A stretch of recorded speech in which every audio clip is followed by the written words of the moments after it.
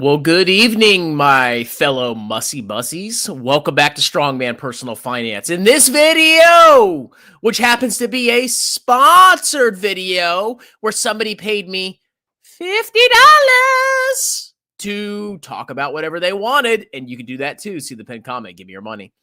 We're going to react to Hyliion's founder and CEO, Tom Healy. Healy the Steely of your investment returns. Testifying before Congress. Testify, Mr. Healy. Give me the word. Teach me. So, sponsor video reaction. If you want a sponsored video, you email me, you pay me, see the pinned comment, and I talk about whatever you want. Don't do stock price predictions or valuations. So the video I'm reacting to is Hyliion's founder and CEO, Thomas Healy, testifies before Congress on energy resilience. Hyliion is a company that wanted to make fart-powered trucks. That was their thing that they were doing. And the business totally collapsed. And their new grift, unless they have a new one now, is that they bought a generator called the Carno from General Electric. They acquired it. General Electric sold it to them. And now they want to use this generator, which apparently is revolutionary because it can run off like every single source. Like you can take a dump in it, you can pee in it, you can barf in it. The generator's still going to freaking run, apparently. That's the amazing thing about the Carno. And now they're trying to get government contracts. We'll see what happens now under Trump. And that's what Hyliion's doing now. Is they went from a fart-powered, truck company that was going to take over the world, and now they're shilling a generator that can burn random fuel. So here they are, I guess, testifying before the appropriations chairman, Tom Cole. In today's hearing, we will examine opportunities for the use of innovative technologies in military construction. Mr. Healy. Chairman Carter, Ranking Member Wasserman Schultz, and distinguished members of the subcommittee, thank you for having me here today. This is Thomas Healy. This is the CEO of the clown company, Hyliion, which is a total disaster. I'd like to start off with a question. What if our military could produce electricity through a mobile generator that provided better electricity than even the US grid? Well, I'm here today to introduce a new superior power generation technology, one that's reliable, efficient, fuel flexible, and mobile. I founded Hyliion out of my dorm room at Carnegie Mellon, and it's been an American startup story. We took the company public on the New York Stock Exchange in 2020. We raised over $700 million of capital. Red flag number one. They went public in 2020 during the clown market. And we've begun delivering our Carno modular power plant, which we believe will fundamentally change how electricity is produced. Hold on a minute, Tommy boy. You failed to mention what you went public for, which was to launch your stupid little cow fart powered hydrogen, whatever, freaking trucks. Why are we not talking about what happened with that? You didn't go public as a generator company, you freaking liar by omission. Looks like he lost weight, though. He's been hitting the gym. If there are three key things to remember about what we're doing, it's first, that it's one solution that can be used across all applications. Second is it offers fuel flexibility, reliability, and the performance the military needs. And the third is it's manufactured through 3D printing, which enables us to make it here in the US. So let's go back to that first point about one solution across all applications.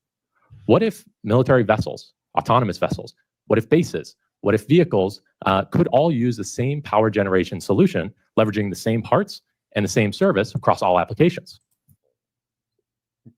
I mean, do they not? A generator is a generator. You buy a generator, you put gas in it.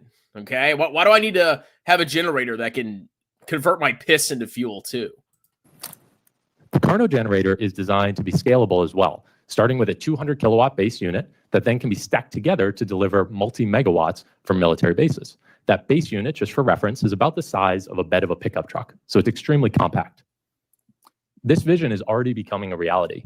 We actually just delivered our first unit to the Navy, and they're going to not only be testing it for autonomous vessels, but they're also going to be testing it for stationary applications.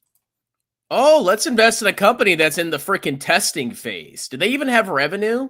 Look at the stock price. What a freaking disaster. Do they even have revenue? Oh, wow. They had $1.5 million of revenue, and they only had, what, $18 million of expenses. Yeah, they're doing pretty good. Not risky at all. The second point I made was why Carno? So this is a fuel agnostic solution. It can operate on over 20 different fuels, including diesel, natural gas, propane, JP8. So imagine if our troops are deployed somewhere in the world where it's kind of unsure of what fuel they're going to have available to them, and it's unsure if that fuel is even contaminated. Our technology eliminates those concerns because now the system. I mean, I've been in the military. I don't remember any like problems with fuel. Like I don't recall any like massive issues when we were overseas or training where we're out of fuel. What are we gonna do? Oh, we got the car. Thank God we have the Carno. I'm like, I've never personally seen that, but maybe I'm crazy. Maybe this is gonna make America, better war fighters, or they're not gonna get any contracts and the company's gonna go bankrupt, which I hope they do. System, you start feeding it fuel and it will sense what fuel it's receiving, adjust accordingly, and deliver electricity. Now, reliability is also key. So the system's designed with only one moving part, and even that part glides on gas bearings. It's similar to like an air hockey table. So that eliminates the need for oils, eliminates maintenance or substantial maintenance, and eliminates lubricants. So as you think about like autonomous vessels where there isn't anyone on board to actually maintain the engines, reliability is critical.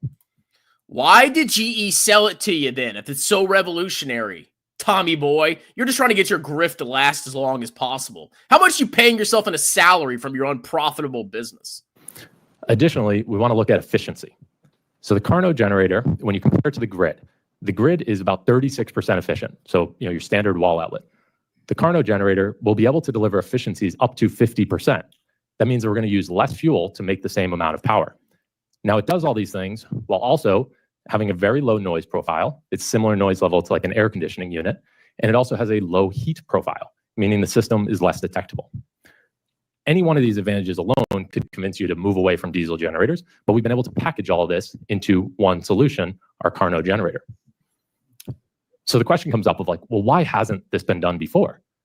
And that brings me to my third key point, which is 3D printing. It's the globalists. So if you go back 200 years ago, there were steam engines, there were diesel engines. There was this thing called a Stirling. Engineers always knew that Stirlings could be or would be the most efficient way of making power, but you could never manufacture a Stirling. Fast forward to today, thanks to advancements in 3D printing, we're able to make parts like this one here that are extremely complex, allow us to unlock efficiencies that now make Stirlings a reality. Oh, so any company could do this. You just buy a 3D printer, you get the prototype, and you print it out. Wow, great moat there, Tommy boy. As we like to call it, the Carno generator. So I think this is going to be passed around.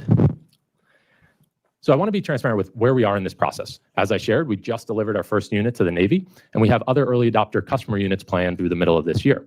We believe the system will deliver everything I've shared today, but we are still in the final stages of development. We're testing the system and continuing to refine it. So as we go forward, we'd like to expand our relationship with the military, especially as we start scaling. We've already set up manufacturing both near Austin, Texas, as well as in Cincinnati, Ohio. Yeah, Austin. And so that is going to ensure that this is domestically produced. Chairman Carter, Ranking Member Wasserman Schultz, and distinguished members of the committee, our military has been known for having the best technology, and we need to make sure that remains true for power generation as well. We got to make sure China doesn't get the Carno before America. Come on. Give me the money. Give me the appropriations.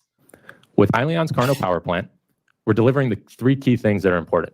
It's one solution that can be used across all applications. It offers fuel flexibility and reliability, as well as it's made here in the US, thanks to 3D printing. Thank you. I know we're all talking about seismic, and that's important.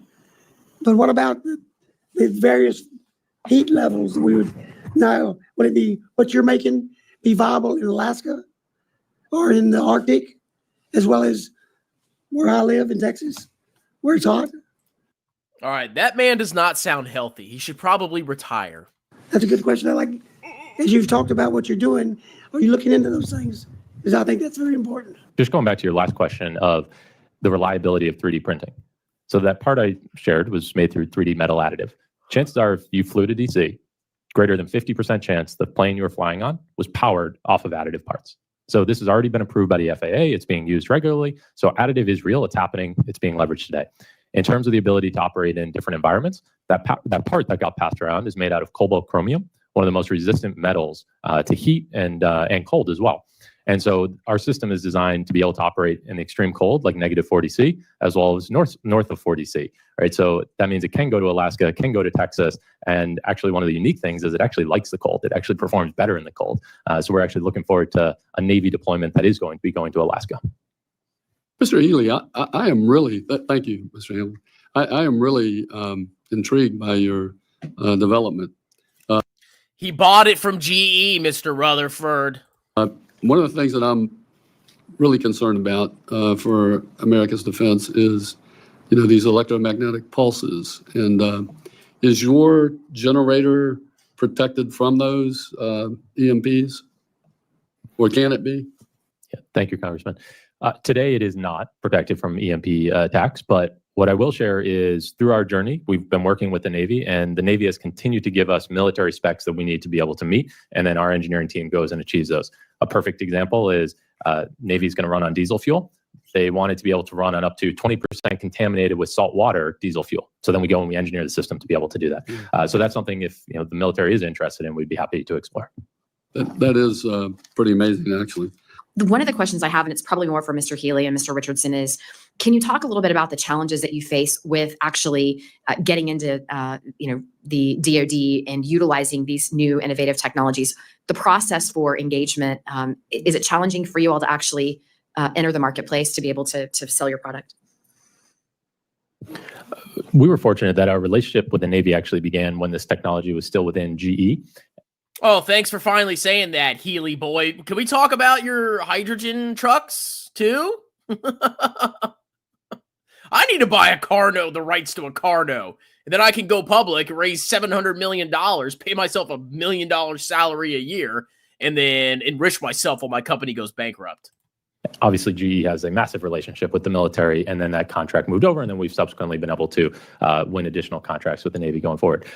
What we found, if we're doing it the organic path, the SBIR is the best place to start. But I do agree with your comment of, as a startup company, it's not necessarily easy to navigate the military.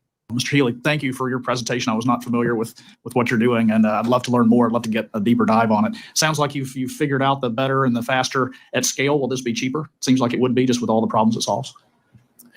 So we expect that upfront cost will be more than a conventional diesel generator, but then it really comes down to what's your ROI, what's your payback, and there's two key advantages that we're offering. So one is that improved. Oh, we're trying to cut the deficit. Let's buy a super expensive generator. Improved efficiency, which means you're just going to use less fuel, which is the majority of cost of operating a generator is the fuel that goes into it. And then the second is the lower maintenance. So we're finding that depends on the industry. Actually, in military applications where fuel is. How do you know it has lower maintenance? And we were just testing this. How do we know all this information? You're just pulling this out of your grifty butt. Very expensive in some instances. It's going to mean you're going to have a faster payback. But in normal industries, we're seeing it's in a few years that you actually break over and it's a positive return on your investment. Do you feel that government contracting is set up to allow for the long-range horizon view, or is it just an up cost? Whoever's cheapest to produce gets it. I mean, do you? The government's stupid, so even if it was a good investment, they'd be like, but it's more expensive now! I work for the government! Duh! So he's probably screwed. Feel that we factor ROI into as we evaluate different options? I'm probably not the best comment on it at this stage, just because of where we are, where we just have moved into the commercialization phase of things. Up to now, it's been more of the development phase working with the Navy. But one thing to share is additive manufacturing, 3D printing, it's new, right? And so if the military is going to demand volume of these type of solutions, that means the suppliers need to go out and procure 3D printers, set those up, and that process can take over a year to do. And so any vision or any kind of visibility into the horizon of demand and volumes is extremely helpful, because this isn't just hire contractors to go build it. This is go buy new machines, new equipment that will be better at manufacturing. Okay. Carno likes cold, so how about the moon or Mars? Yeah, so outer space is something that's on the theoretical. We think it can be done. Elon Musk, Mars, yeah, but Carno, But time will tell. We got to get things deployed here in the U.S. first. Thank you all for being here. I appreciate every one of you. Got one question for you. If we were using your generators when the power went out in Texas, would they have worked? They would have worked. Yeah, we wouldn't have had the freezing buildings and facilities that we had, and the health issues that we had as well. Okay, good. Thank you. Thanks for other panel. Wow, this makes me want to run for Congress and do these stupid freaking committees. Hyliion's a freaking disaster. Let me close this garbage. So, that was a sponsored video. Book a free 30-minute tax consultation. The IMA certified public accountant. I will do your business and or personal taxes any state in the United States. You can talk to me for free. I give you upfront quotes, and I will prepare your taxes like a boss. CPA. Book a free consultation.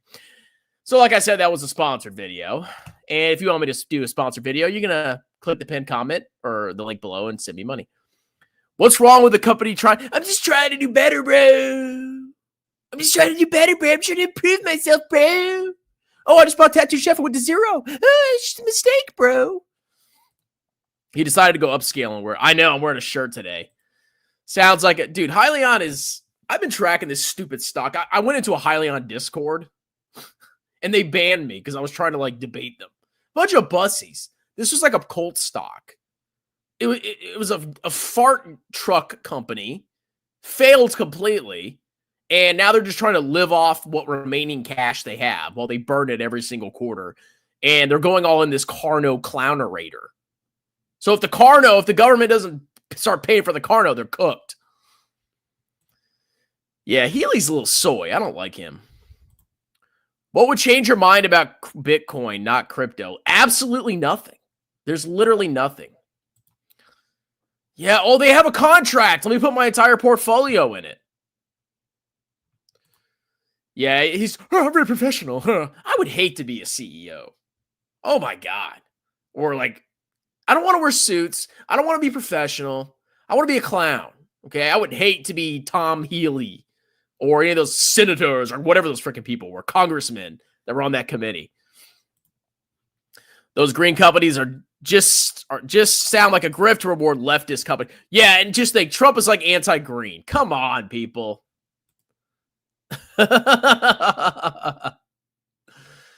Let's see. I know I'm wearing a hat. It's because I'm going bald, bro.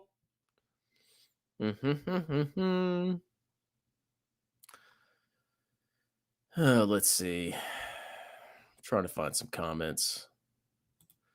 I want to see the exact dilution of this stock, and I want to see actual sales. Oh, let's go look at the stock dilution. Hold on a minute. All right, let's look up Hyliion. If this actually loads. My computer's been slow. Hurry up, let's go.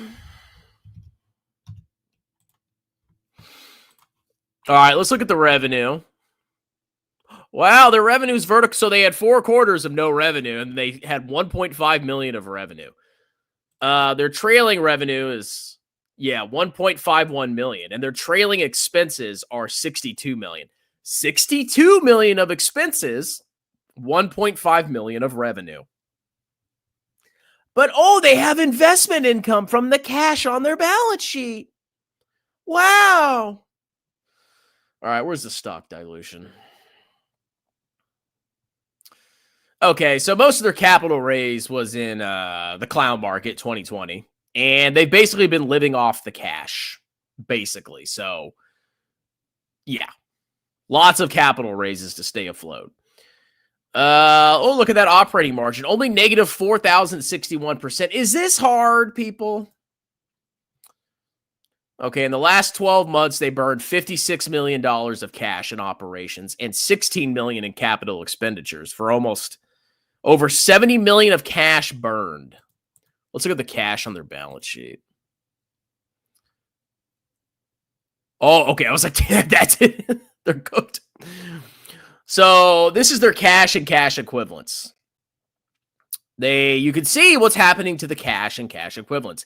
Down, down, down, down, down, down. They're burning through their cash. They don't have revenue. Their stock price is in the gutter. They are cooked.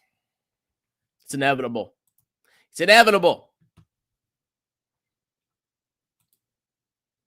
Oh, come on. What's wrong with you? Does anyone know a good accountant that could do your taxes?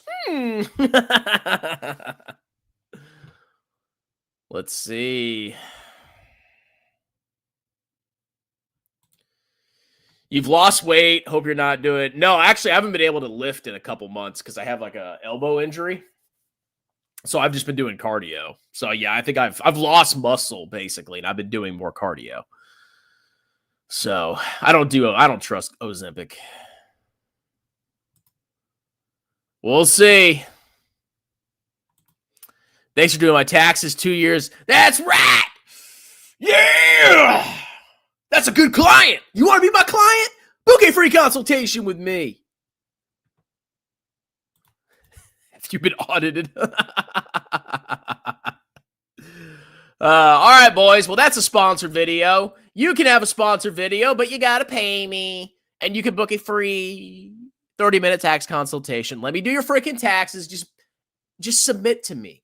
Send me your money. Let me do your taxes. I get rich. You get a good service. Everybody gets happy. Okay? Have a wonderful night. Cheers.